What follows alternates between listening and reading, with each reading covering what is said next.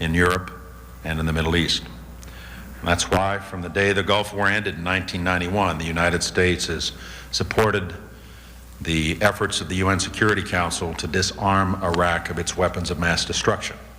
And that is why the United States today is enforcing that demand.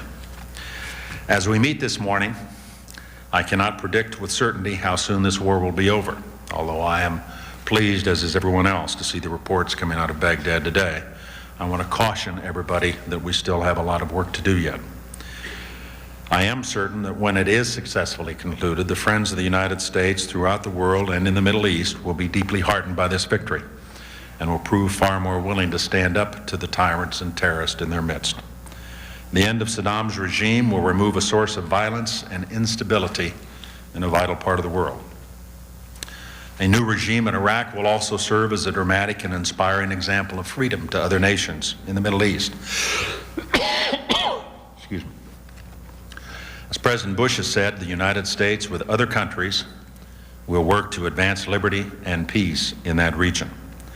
Our goal will not be achieved overnight, but it can come over time.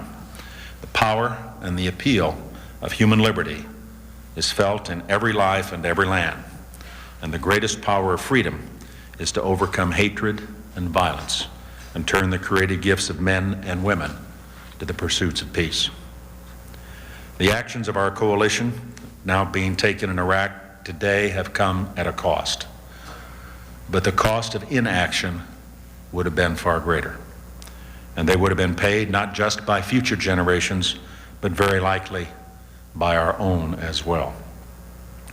By their skill and courage, the American Armed Forces, joined by the finest of allies, are making this nation and the world more secure. They are bringing freedom where there's tyranny. The technological advantages we have in the war in Iraq, could we talk a little bit about the psychological aspects of the war? Do you think after this war that we are going to have a difficult time making the case in the Arab world that we are there as liberators and not aggressors? And how do you think we're going to need to deal with the Arab leadership and the tremendous anger that's being portrayed and projected towards America as a result of this war? Well, I think there's no question but there's work to be done in that area. I always find it a little bit frustrating all the years that I've been dealing with problems in that part of the world, going back now, I suppose, 20-some years, to find this criticism that's sometimes leveled at the United States based on our operations out there when, I think the record of the United States over the years may not be perfect, but we have gone to war now on a number of occasions, frankly, to protect Muslims, to roll back Saddam Hussein's aggression in Kuwait in 1990 and 91, in the Balkans, in Bosnia and elsewhere. In this case, we were, after great provocation and after 12 years of unsuccessful efforts by the UN, acting to eliminate one of the most brutal dictators of our time, a man who probably was responsible for the death of at least 1 million Muslims, half of them his own people. A man who ran a horrific police state. And I see that, and I see the outpouring of joy on the streets of Baghdad today by the Iraqi people at their liberation. And still the U.S. is subject to criticism from our friends in the region. And I think we need to do everything we can, partly to tell our side of the story.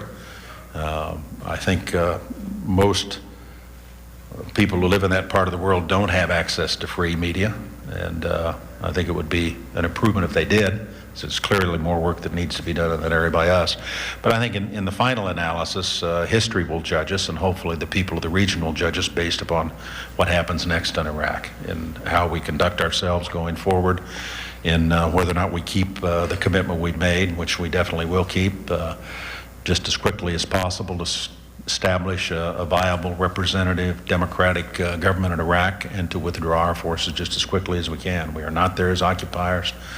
We have no interest in the oil. We have no interest in maintaining forces there a minute longer than is necessary. And I think when they see how we function, how rapidly we move in that direction, whether or not we keep the commitments we've made. Hopefully they'll come to judge that what we've done here was in fact necessary and appropriate to the circumstances, and that the people of Iraq are far better off for our having eliminated this horrific regime than they were if we had not acted.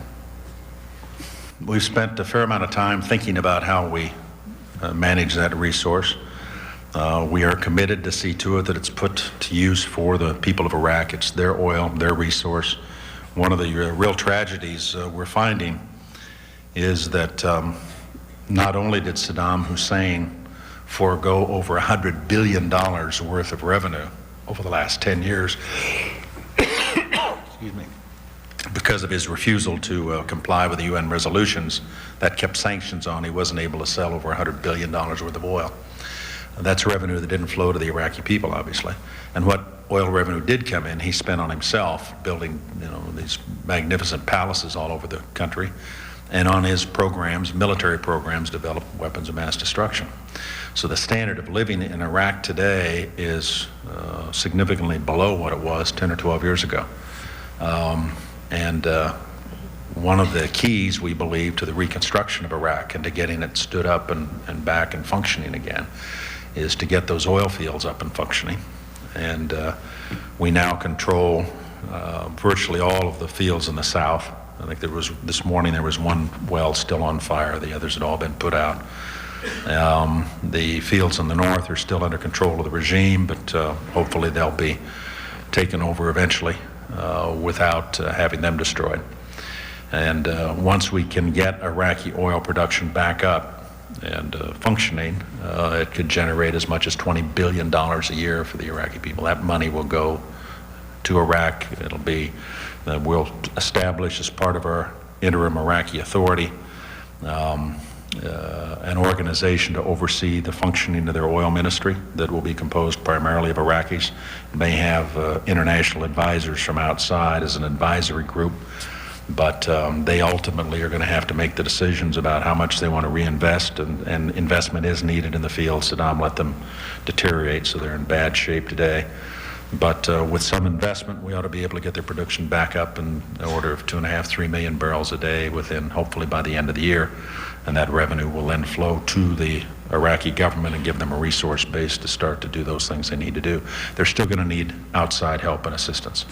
And we're prepared to do that. I'm sure that the United Nations is prepared to help, and that other members of the coalition will be willing to stand up and provide some additional resources as well. But the oil revenue is not to be diverted to any purpose other than specifically to service the immediate and hopefully long-term needs of the people of Iraq.